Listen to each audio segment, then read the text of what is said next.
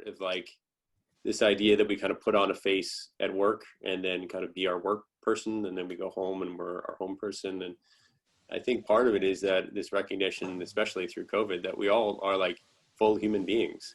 And part of that is kind of bringing our passions and our compassion and our kind of real authentic self to the workplace.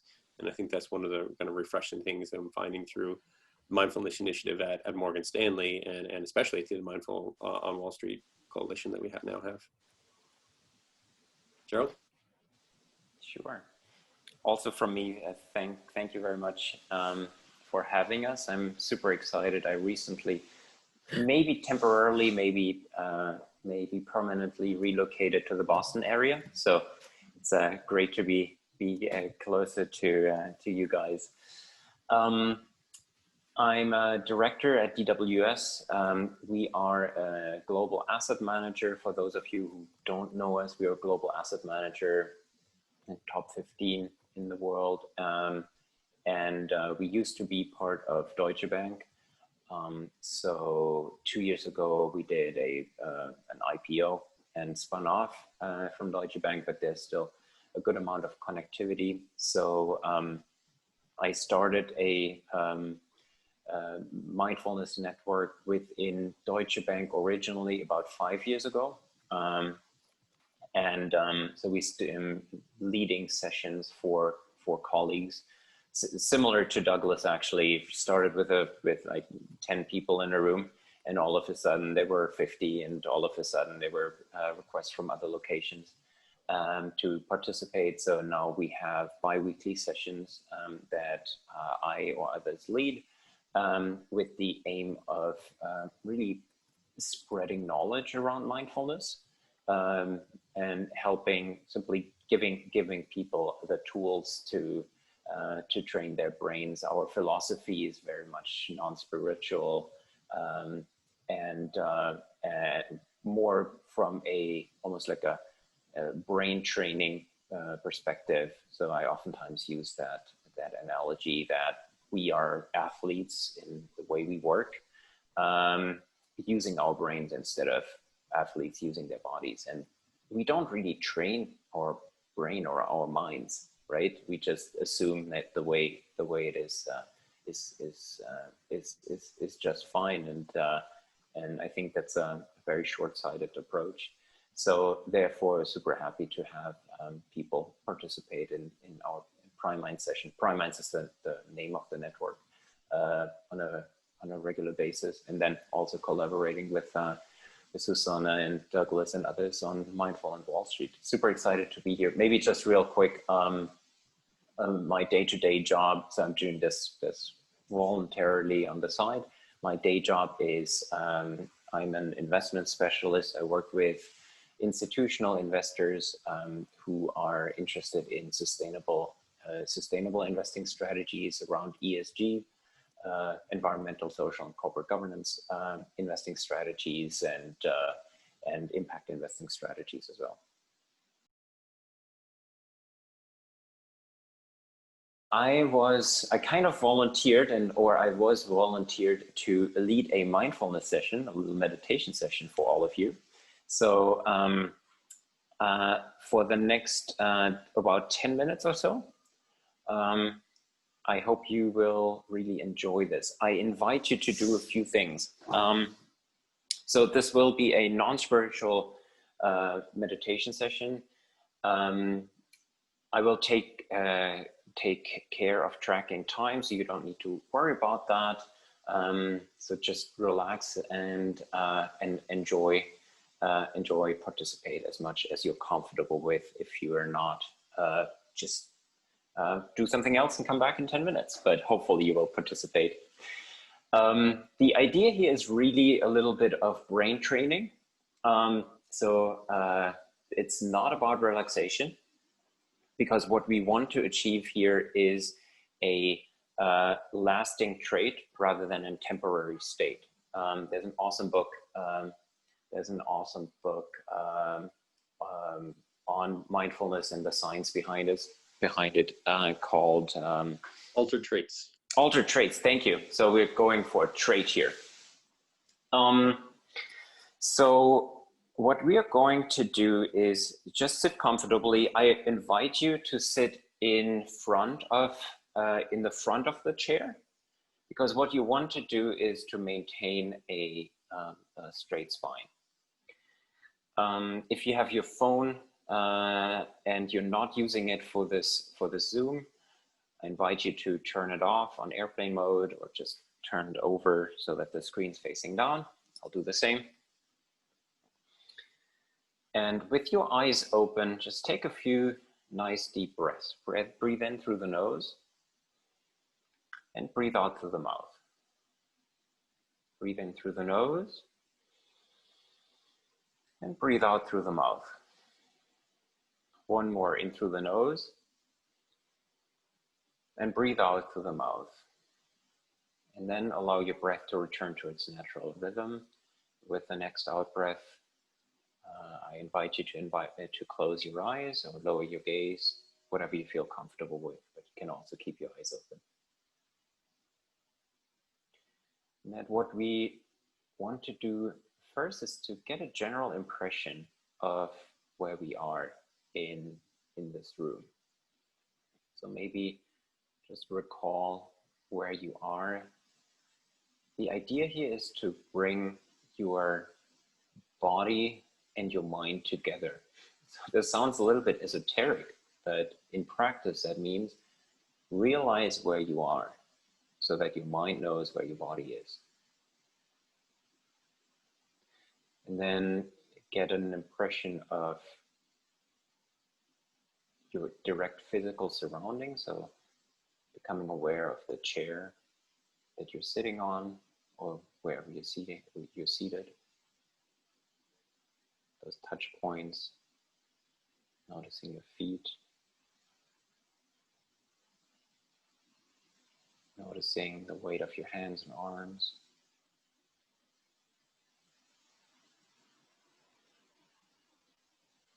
At the same time, becoming aware of sounds, starting with sounds that are coming from far away. What's the farthest sound that you can hear?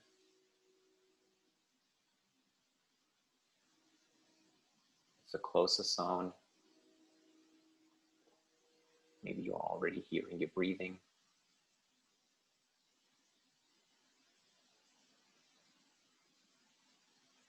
So becoming aware of smells, basically the air around you, the temperature of the air.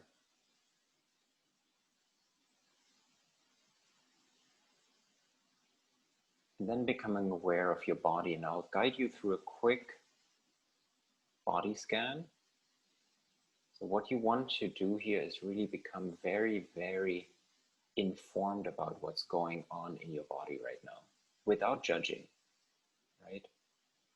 So starting at the top of your head, just getting an impression of your forehead, of your temples, of your eyebrows, space between the eyebrows, your eyes, becoming aware of your cheeks, your nose, your nostrils, maybe the air moving in and out of your nostrils,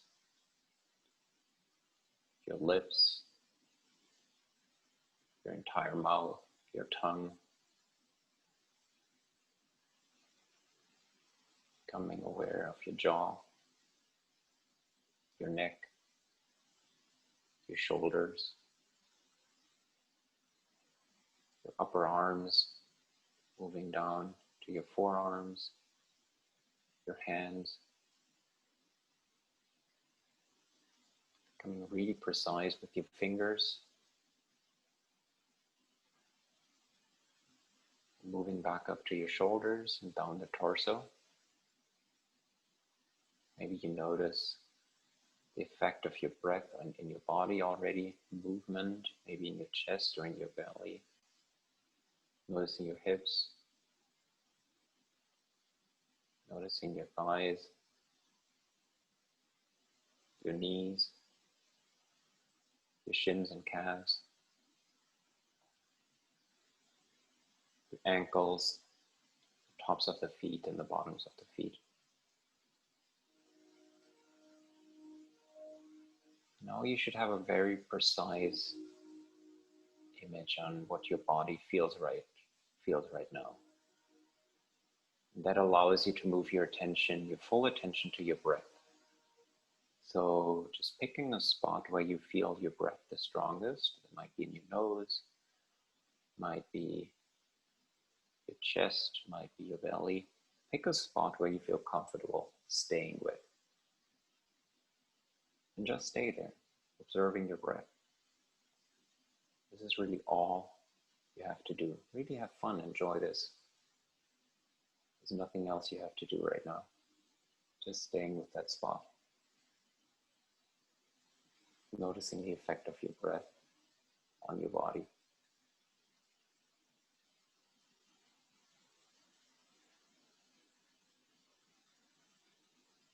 Most likely your mind will wander. And this is really the element of where brain training comes into the equation. The mind will wander. Once you realize that it has wandered, you want to bring it back to that spot, to that point of focus. It will happen over and over. But this is almost like going to the gym and lifting weights. You do that over and over. You're not fighting gravity. Same thing here. You're not fighting your mind wandering, but you rather realize when your mind has wandered, and you bring your full attention back to that point of focus. So I'll be silent for a little bit and do this over and over. Just bring your full attention back to your breath whenever you realize that your mind has wandered.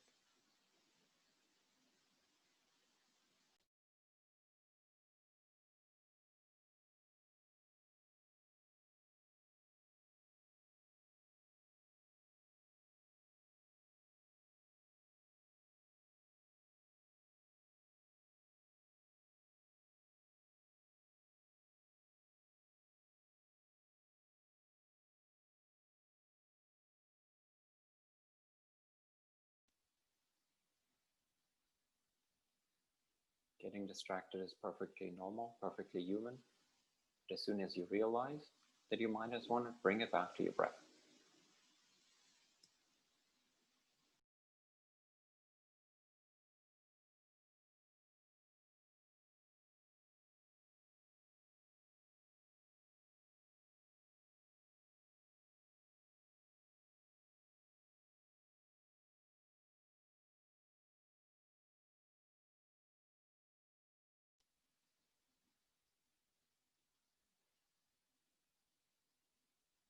Really have fun with this, enjoy it. All you have to do here is breathe in, breathe out.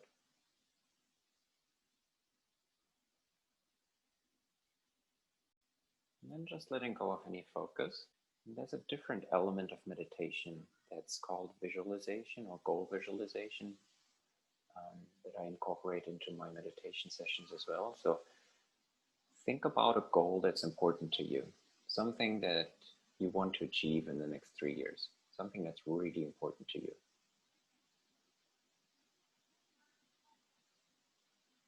It can be personal, it can be related to your studies, it can be professional. Think about that goal and visualize yourself having achieved that goal.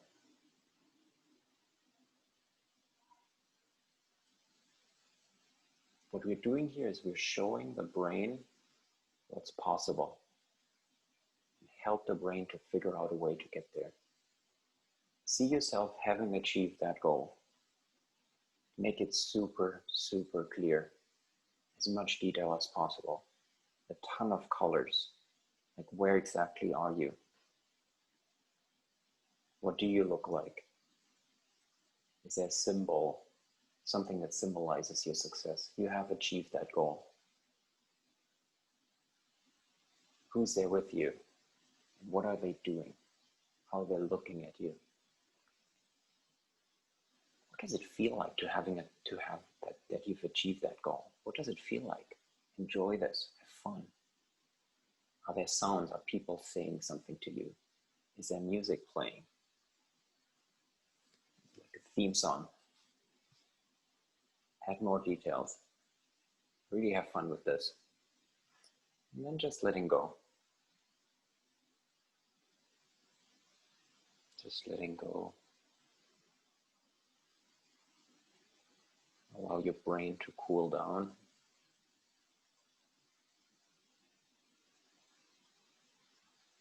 And slowly becoming aware of the space around you again, noticing your body on the chair, your feet on the floor.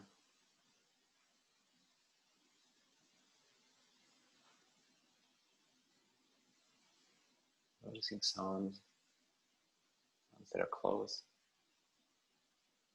sounds that are far. Noticing the air. Is it warmer or colder? Those smells change. And then just letting go, and when you're ready, you can start moving a little bit. Move your arm, move your hands, move your toes, your fingers, stretch a little bit. Take a deep breath, and when you're ready, open up your eyes again.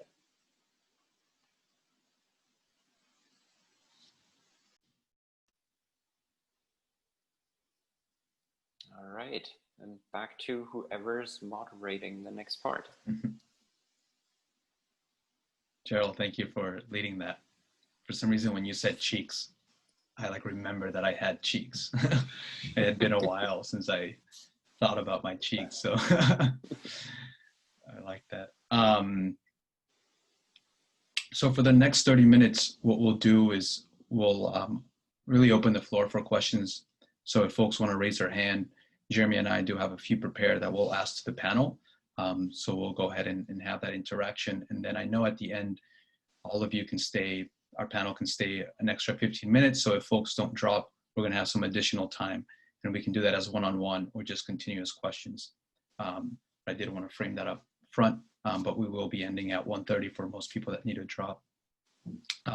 So with that, and moving into some of these questions, one of the things that typically comes up, and even when I heard of this, I was like, mindfulness on Wall Street, like what? Is that a thing that is possible? Being my skeptical self. So I was curious on what inspired each of you to come together to make mindfulness a priority in Wall Street. And just this question of, was it hard for you to find each other? Or was it pretty easy because there were so few kind of getting involved in this? Yeah, I can start. Douglas, yeah. Yeah. I mean, as I started to say in the intro, I think in some ways I just saw that my personal life and my professional life were kind of like operating almost in two different spheres. And, it's kind of an inkling in me to I've started other community sit programs, meditation programs within different communities, and said, look, work is where we spend so much of our time. It's important to kind of bring this in and share it with our coworkers and colleagues. And so it started as just that kind of offering, and it grew from there, in the sense of bringing those things together.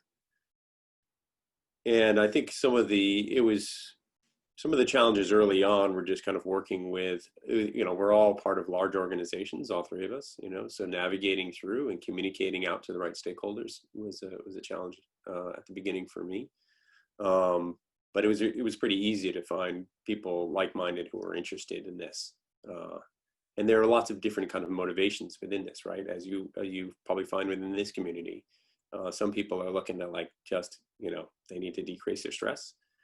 And as Gerold was pointing out, then people want to do more. They want to achieve goals. They want to enhance their performance. They're looking to kind of optimize themselves. And I think that's why we see meditation being something that's practiced by, LeBron James and so many top athletes and entertainers and performers. Is that I'm sure some of that is stress, but a lot of that is around peak performance and realizing that they can train their mind to do more and be more. It was pretty easy. Gerold and I connected first, I think, and it was just it was a person that had worked at AWS and then came to Morgan Stanley and saw what I was doing at Morgan Stanley and growing this community there, and said, hey, I used to work at AWS. I know this guy Gerold, and we had coffee one time in Midtown about a year and a half ago, and we're just remarking about how different our organizations were, but how similar our mindfulness communities were set up and how we were running them, engaging with lots of people in different locations and having a kind of small, all of us have day jobs. So this is kind of a side of the desk activity, and recruiting people to help us and run these organizations, very similar. So it's pretty easy to connect from there. And then we found a few people that, there's these people in life, right? That they've got the black book and they've kind of had traveled through different industries. And there was one or two people that Matt connected us to, Susana and Lalita at Credit Suisse, and they knew somebody, and the dots it was kind of magical how it was pretty easy for us to connect, and started out with just having dinner a couple of times. And there was just a good synergy within the group, people implementing mindfulness and mental health awareness in different ways, but with these same true kind of authentic motivations to help our coworkers and to influence an industry that, as you said, Jose, is not always, it's not, mindfulness is not the first word you would think of when you think of Wall Street necessarily. But we've had a phenomenal uptake within our organizations and with Mindful on Wall Street as a coalition. I would add, at Credit Suisse, it has been more of a grassroots effort, and it's been harder to really get our network started. But I think being part of Mindful on Wall Street, and we're also part of another corporate wisdom alliance that has more tech, more industry focused, also professionals that do their own day job and are trying to implement mindfulness. I think financial industry is a little bit further behind than some of the other more tech, more, I guess, companies that are more focused on well-being and giving benefits to their employees. But that doesn't mean that there's not interest. And we've seen in our recent events where we invited, for instance, Dr. Jeremy Hunter, what we're doing and the effect it's having on people, and some of the themes that we're hearing back, everything from mental health to, this is so great, so like earth shattering for some of them, because we don't usually have, the space for people to understand that, it's not an esoteric thing, and we're not a religious focused, group of professionals or anything, that it does, as Douglas was saying, enhance your performance and allows you to deal with so many decisions that you have to take in a quick basis, and with sleeping less probably than some of the other industries. I know it from experience, and that's why I got into mindfulness originally, because it was such a high demand job that I was juggling that and my family and, the commute, etc. So I think we are at a turning point in the industry, and I think if anything, we're probably now nearing the tipping point where it's more acceptable to talk about these things, and I think COVID also pushed that.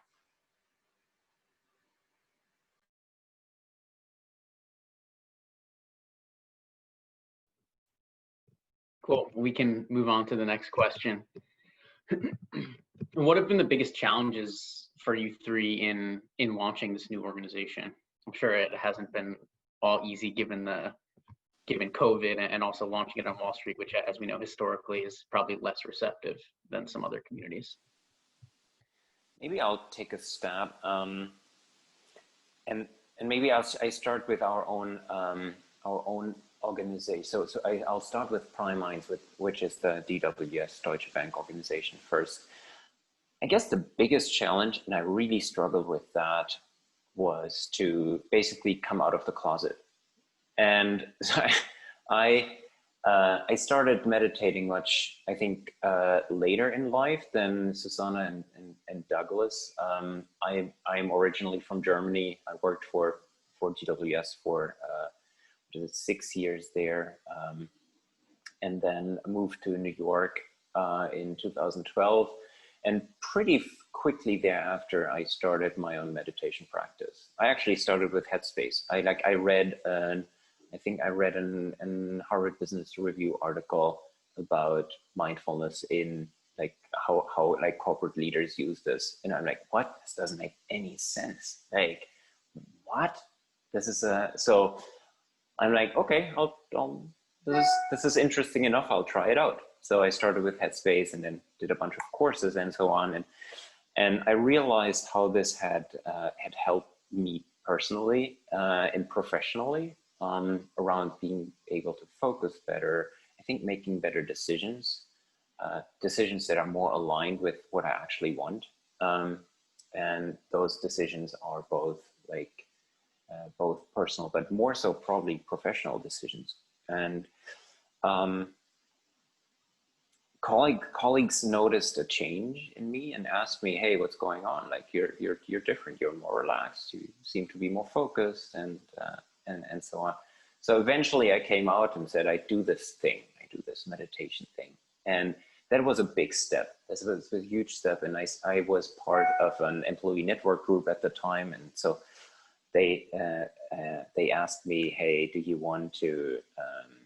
No, I actually offered it. Should I lead a meditation session for you guys? And they're like, "Yeah, oh yeah, sure. Let's try this out." And from there, it really ballooned. But I think that initial first step to basically say, I'm sitting down and observing my breath every day for whatever, 10, 20, 30 minutes.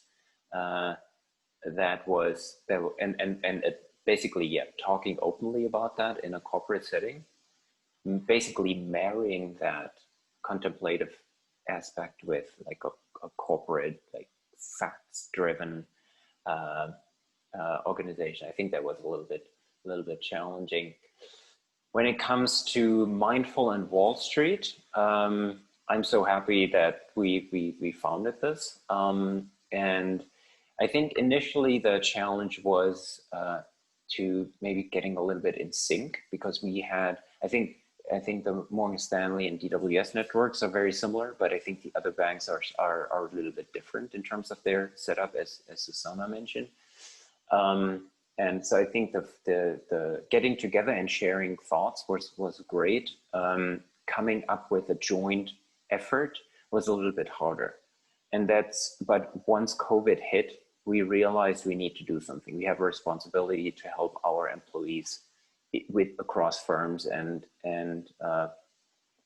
we collaborated very, very quickly and offered weekly sessions that one of us would lead, 30 minutes, Monday, 4:30. Anyone can join, super low hurdle, no cost, no nothing, just like we want to help, we want to be there.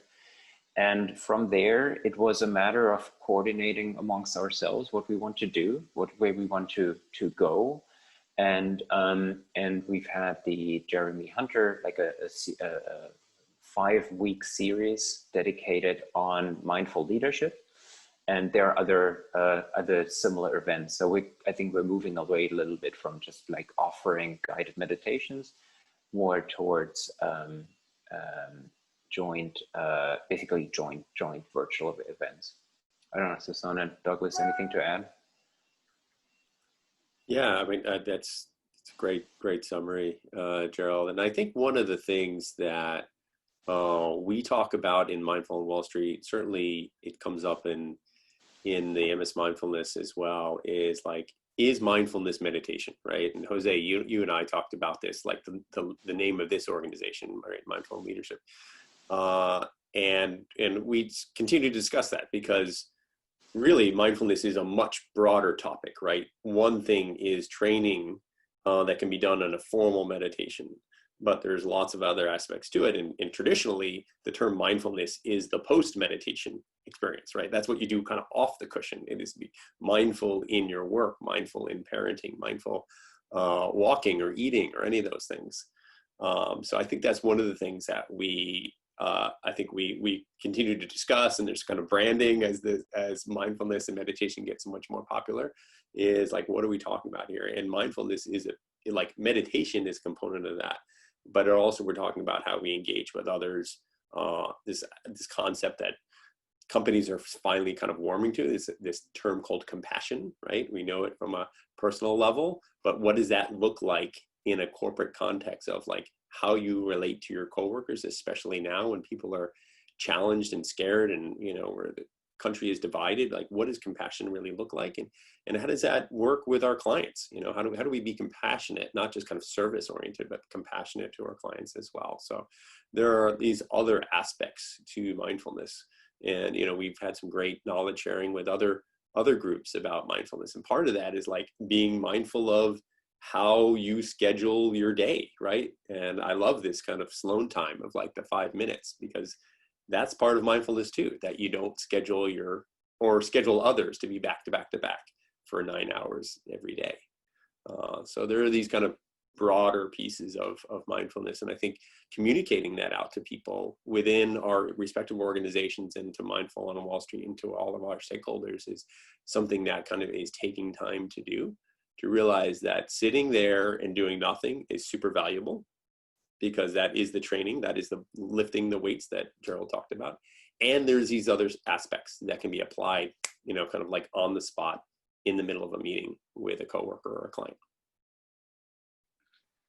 I would just add more from a Credit Suisse perspective, and I've seen it in some of the organizations as we've tried. Lalita is sort of my partner at Credit Suisse in building, our own mindfulness and well-being practices, has been, the importance of the sponsor and how that can really be sort of a catalyst to really make an impact in a senior sponsor. So we haven't been able to find someone yet, and I think in some sense, as we've heard from others in other organizations, that is a key aspect.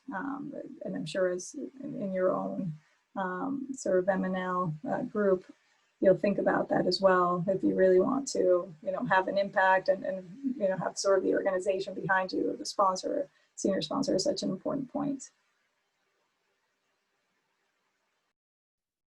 Thanks, Susana. So Lakshmi will open the floor. And again, you can raise your hand. After that, we'll have Joseph, but please unmute yourself and ask your question. Yeah. First of all, thank you so much, Gerold, for that session. It was very refreshing. I think in the past month, this is only the second time that I have actually focused my thoughts on myself and what's going around me. So I'm really thankful for that.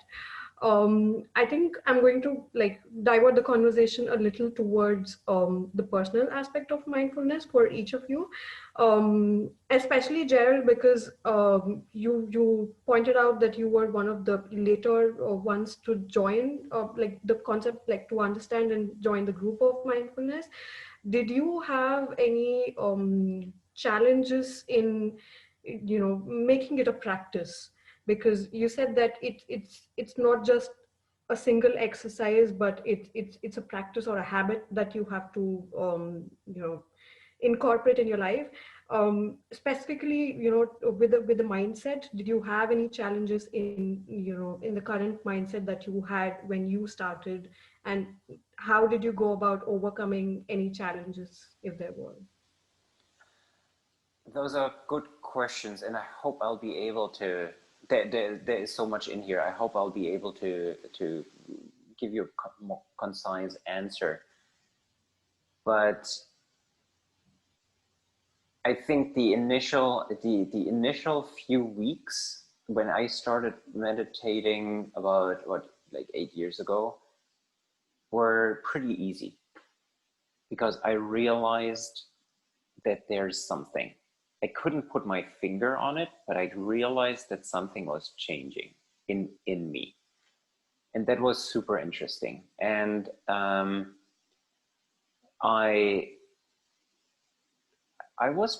think I was pretty good at having a daily practice. And at the beginning, I really focused it on just sitting for, I don't know what, 10, 15 minutes or so. I realized how that helped me. And then over the next stage, I would say it was more to observe myself, having that demand or that urge to be more present. And in particular in New York, I mean, I was I had been living in New York for a few months at that point. New York is so overstimulating all the time, and everything is so fast. And just in my daily life, I wanted to be on my phone all the time, right? So that was the first thing. I remember a situation where I forced myself, and I told myself from now on, I will not walk and be on my phone at the same time, but I will step to the side. I won't be that idiot who blocks everyone behind them and creates a traffic jam on the sidewalk. And I want to be present. I want to decide to do one thing at a time and to do it right. And I think that was like a like a virtuous cycle almost, where I said, oh, this is interesting. When I do this, I'm more present and I make better decisions. So I'll be more present so that I can make better decisions. So it was almost like this circle where I realized there's a huge benefit here and I feel so much better. And I'm becoming more the one who makes those decisions rather than something or someone else makes those decisions for me. So that really led to like next steps in terms of trying out different techniques, taking courses, taking more time, and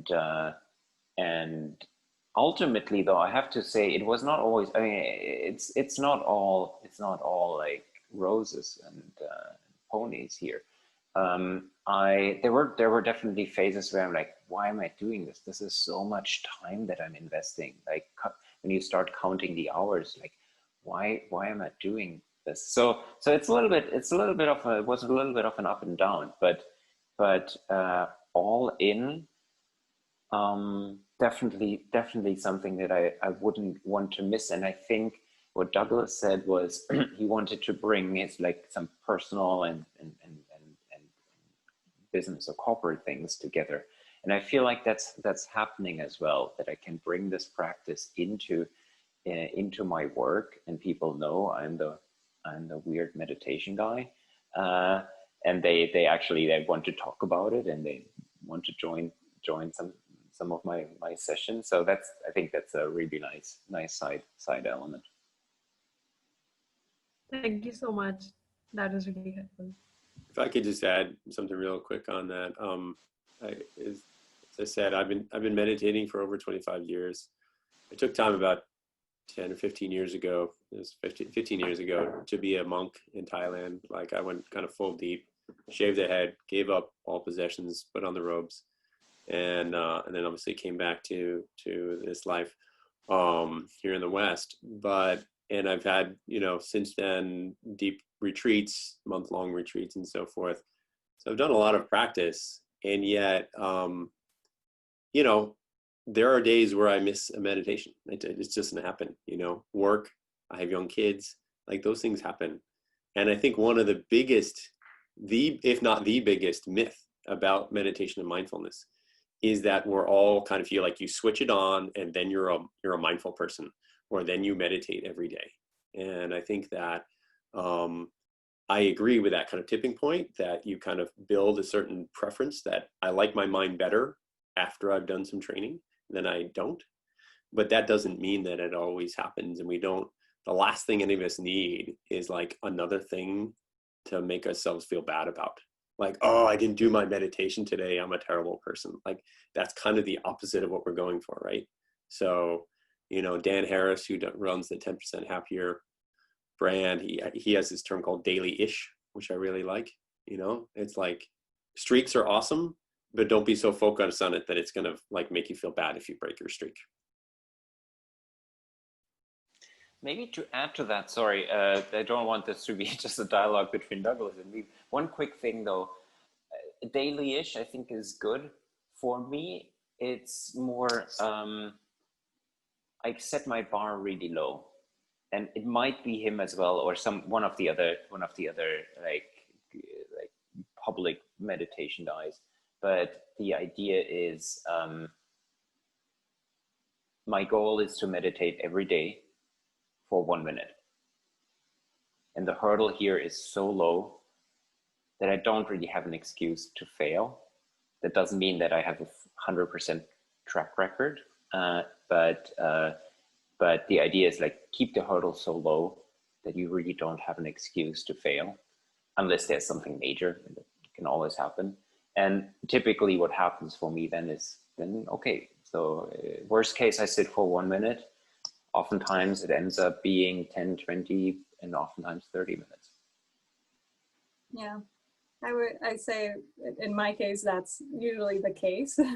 I'm not doing 30-minute sit downs every day. And I think it's important, and we mentioned compassion at the beginning. Obviously, you have compassion while you're doing meditation. If a thought comes through and you don't feel bad about it, it's the same here. If you can't do it a day, there's no point in feeling bad or having that thoughts about yourself. You should be compassionate and allow your space for that as well. Yeah, I think all of these tips were great. Thank you. We have two questions from Joseph. We'll go to you first and then Ada. But I know we're kind of creeping up on the time, but again, if folks have the availability in their schedule, we'll definitely be here for another 10 minutes after this. Yeah, Joseph. Okay. Yeah. Thanks so much for doing this.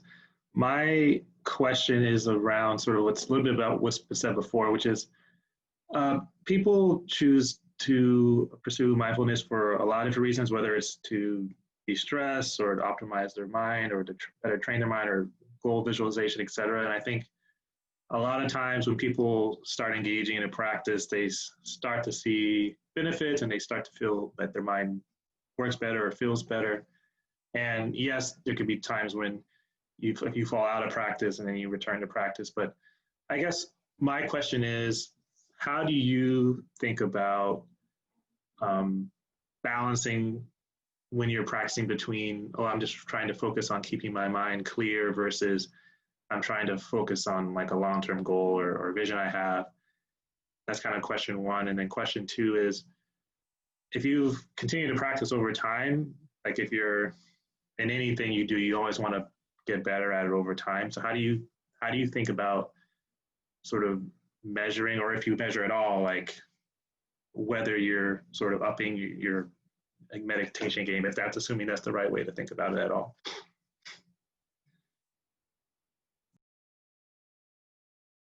Maybe I'll take the first half of the question.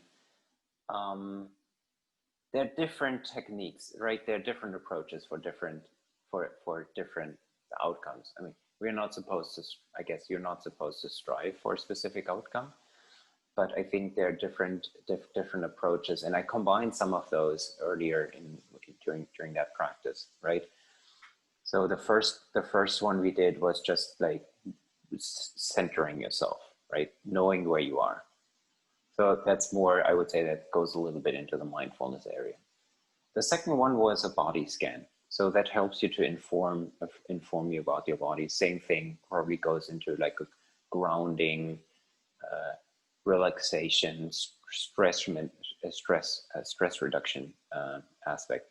But then the next one was really the focus attention, right? Where we focus on the breath. And that piece is probably the most important for me, because that helps you to train your brain to become more focused, right? It helps you to accept that there are distractions, but working with those distractions more in your favor, using those and train your brain to basically notice when it gets distracted and then come back to the thing that you actually want to do. And the last piece we did was the goal visualization. Very, very different. And that I'm not sure if that's probably not part of like a traditional, like more spiritual meditation practice, probably to the contrary. But I've noticed that this is extremely helpful in keeping myself accountable to my goals. So I do that pretty much every day, and I've done that for years, even if it's just for like 1 minute. And that's, I think that really helps me to keep myself on track. And the idea is, and there's an excellent book that I can recommend to every one of you, which is Into the Magic Shop, which is written by a neuroscientist, neurosurgeon, a brain surgeon, who has had an amazing life, and he attributes a lot to like different meditation techniques. So he goes through different meditation techniques while also talking about his really, really, really interesting life. Into the Magic Shop is the book. And so I think that different approaches that you can use for different reasons. I'm really curious to hear Susana and Douglas as well, what your thoughts are, in particular on the second half of the question. I mean, I think in the way I was trained, and I think, Gerold, to your point, there are so many different types of meditation. And the one that I felt more comfortable, shamatha vipassana, which is sort of the mindful awareness and focus on the feeling of the breath. So there, and Joseph, you mentioned, clearing your mind. I don't think, you need to have a clear mind. I think if anything, you're accepting that the mind produces thoughts and it's normal, and you just, sort of observe them, but you don't grasp them or focus your attention on them, and you release them. So I think it really depends a lot on which type you feel better, and you can combine them as Gerold did, or you can do one day one and the other day another. But I think, and my teacher always told me, like, once you find something you feel comfortable with, try to meditate that way and have that as you practice. And then if you need, for some reason, loving kindness meditation once in a while, you can also do that, but try to stick to one practice as well. I don't know, Douglas, if you have other views. Yeah, I agree with both yourself and Gerold, that there's always some kind of foundational base practice. And I think we're all touching on it, this kind of mindfulness, or shamatha vipassana, as Suzanne's talking about, mindfulness awareness is often kind of the base practice, which is that kind of settling the mind, noticing when your mind gets distracted and bringing it back, because that can then apply to all these other practices. And Gerold was kind of joking about visualization being kind of something kind of new, and maybe the goal of visualization, but visualization itself has a long history of thousands of years in Tibet and other places. So we can rest comfort that that actually is a skill that is helpful for us in lots of different capacities. And I agree. I think having a small set, 3-4 practices with some kind of base foundational practice that is kind of your base instructions, and then having a small set of them that you can work with. Definitely, I think that loving kindness or meditation, many people find that that's super helpful for working with having compassion on oneself, but also working with others, especially in these times.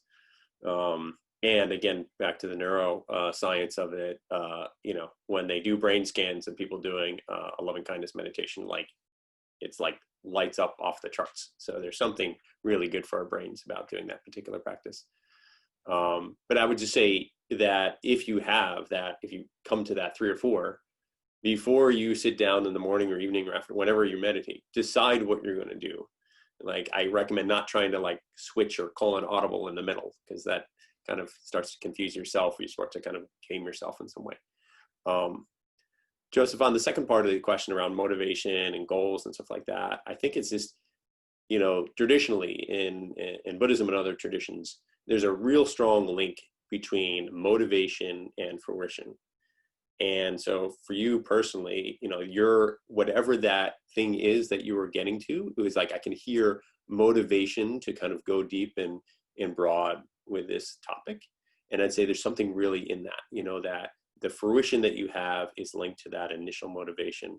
And that motivation can be flowered and fostered over time. But it's really interesting for us to look at what is motivating us to come today, and how that can kind of flower over time, and then what motivates us to sit down and do this practice at all. On the measurement of kind of progress, a very tricky one. What I recommend is you have some kind of meditation instructor, make some relationship with somebody who's further down the path than you are, and to engage with that person, because it's, there's no dashboard or something like that that's going to say you're amber, except maybe the people in your life saying, stop acting like a jerk or something like that. But this is a tricky thing, right? When we're talking about developing our mind. So I think the best thing is to have a community who can give you honest feedback, like this community, and having an instructor of some sort to help you along the way. and then that person can, give you further slight advanced practices and some indicators of your progress and the sophistication and developing and settling your mind in different ways.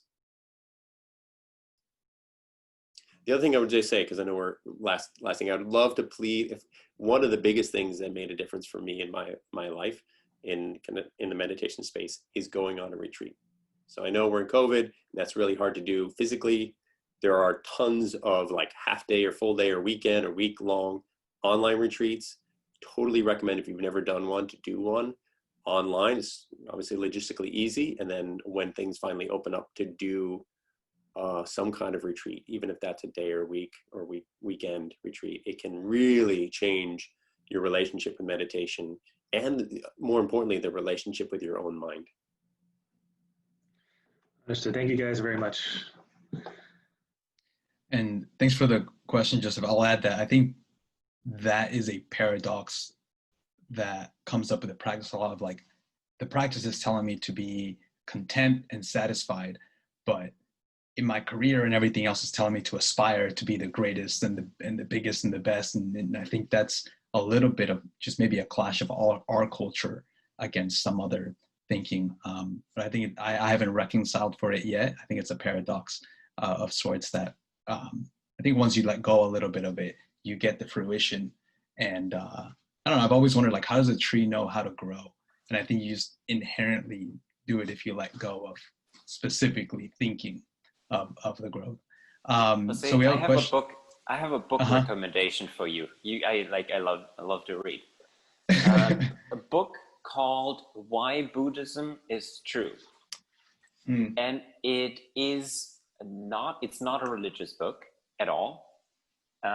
It's more a analysis, like I would say like an evolution, like an analysis of the evolution of the mind, of our psyche, and why we aspire, why we try to achieve, and the fact that oftentimes we are not happy when we achieve those goals, not in the long term, right? Shortly, yes, but then there's the next goal. And that book basically asks the question, can Buddhism answer that question, or basically take that pressure off of us? That's super, super, super interesting and a fun read. Highly recommended. Why Buddhism is True. Awesome. I'll check it out. And so Raj and Nietzsche, I know we're kind of running short on time, but hopefully we can get both of your questions. So Raj, we'll go to you first, and then Nietzsche, and we can end at 45. Hello everyone, and thank you for the amazing session. So my question is actually on the goal visualization part. So up until now, I was mostly in Vipassana, where we focus on having no thoughts or getting detached from the thoughts that we are coming.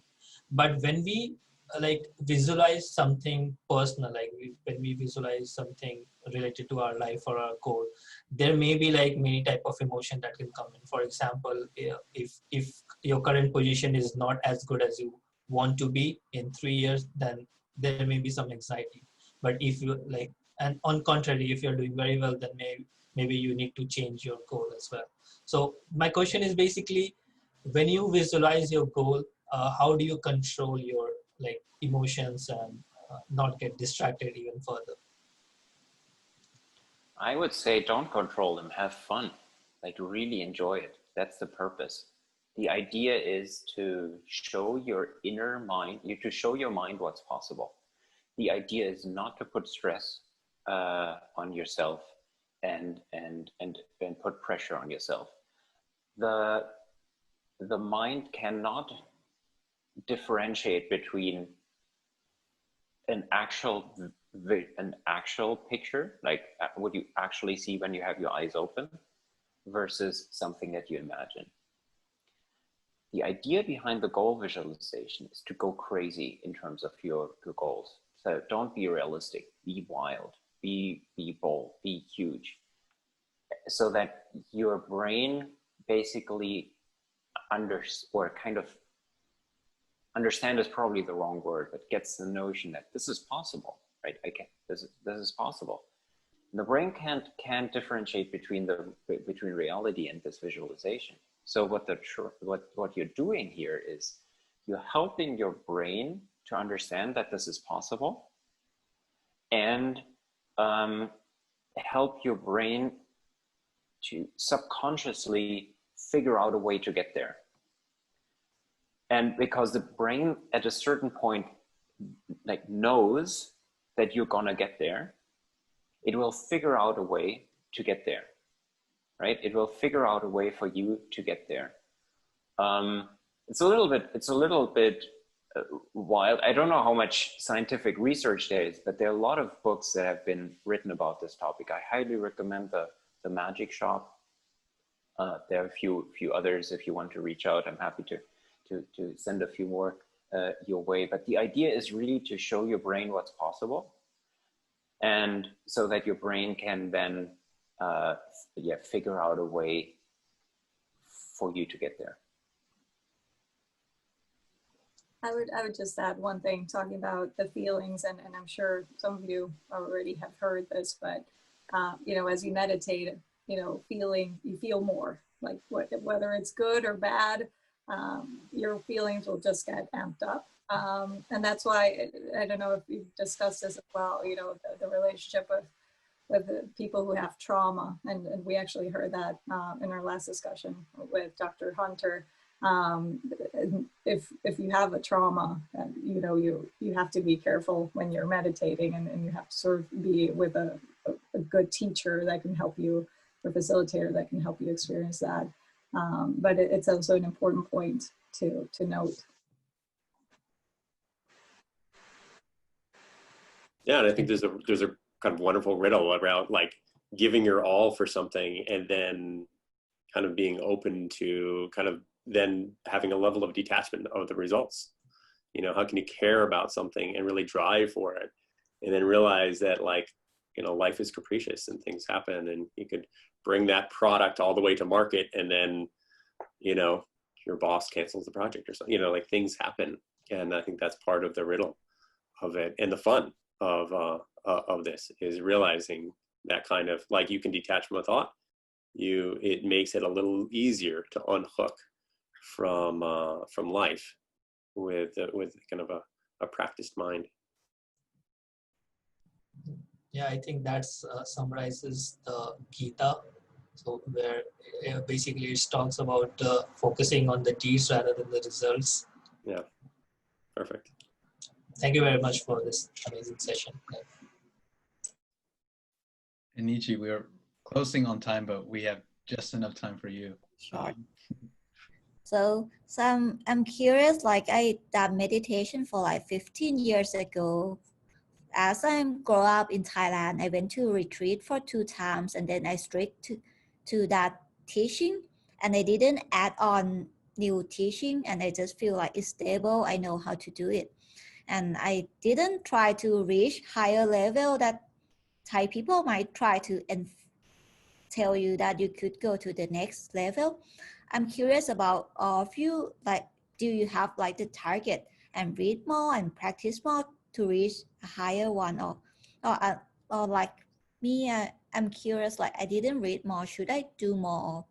Will I reach a better place if I make more effort? Thank you.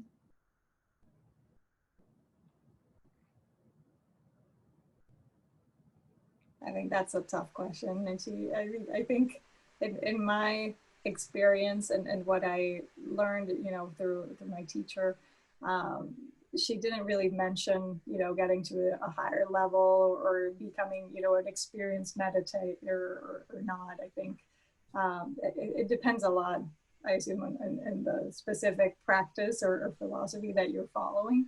But I don't think I have like a particular goal of getting, you know, to a certain spot or becoming, you know, illuminated, I guess. I think it's more something that, you know, as everything else, that it's guiding me and helping me, you know, be a better person, be better at my job. But I don't know. I don't have a particular goal. I don't know if you guys do.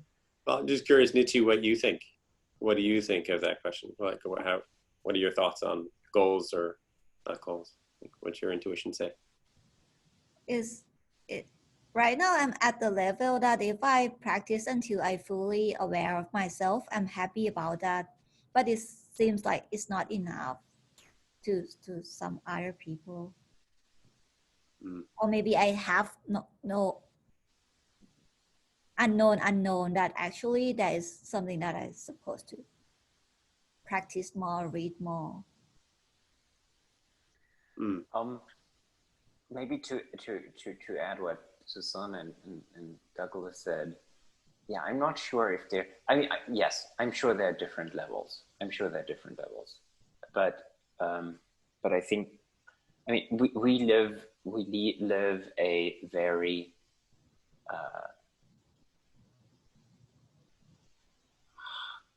the way we live our lives is not detached from reality. We live, you guys live to study, you live to start a career and so on. We are not monks in a monastery. And I think, like, maybe to add some personal color to that, I often ask myself, am I making progress? But then I realize that question doesn't make much sense. And I think my mind still wanders almost as much as it did on the first day that I tried this. That being said, and I can only reach levels of like stillness in my mind when I go on retreat. I can't do this in everyday life. That being said, the question is, if I wasn't doing this right now, how would I be? Do I want to be that person? And the answer, I guess, is no. So I think I am probably where I'm supposed to be, where I can be in the way I live my life, with a job, with a family, with bills to pay, with food that I need to get, and so on. I'm not a monk in a cave, or I'm not, but I can get there a little bit closer when I go on retreat, for example. Thank you so much. That's really good to I feel a bit guilty that I haven't learned more recently, but this is just have fun with it. Yeah, sometimes the best advice is, the advice that we have for meditation, which is to give some effort. But if you give too much effort, then it kind of backfires on you, right? Like that's the traditional instruction is not too tight, not too loose, meaning give enough effort, but stay relaxed. And we can apply that to an individual meditation session. And then we can apply that into our life practice, that we need to make some effort, as Gerold said, like this is exercise. But if we get too tight about it, or we get too hard on ourselves, then that'll backfire.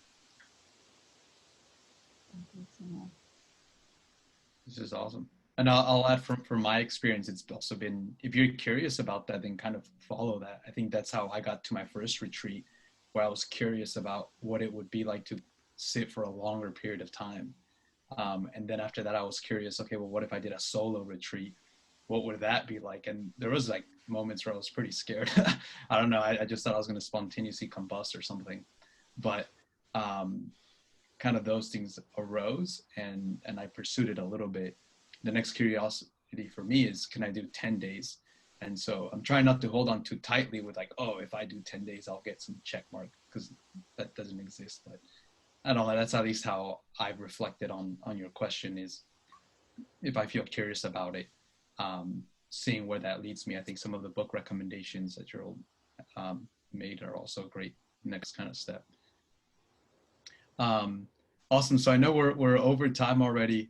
So thank you for everyone that's still hanging on here. So feel free to drop, and Gerold, Douglas, and Susana, we can't thank you enough. We'd love to be able to send out your emails or contact info if you're okay with that once we do a recap email. Is that all thumbs up? Oh, good.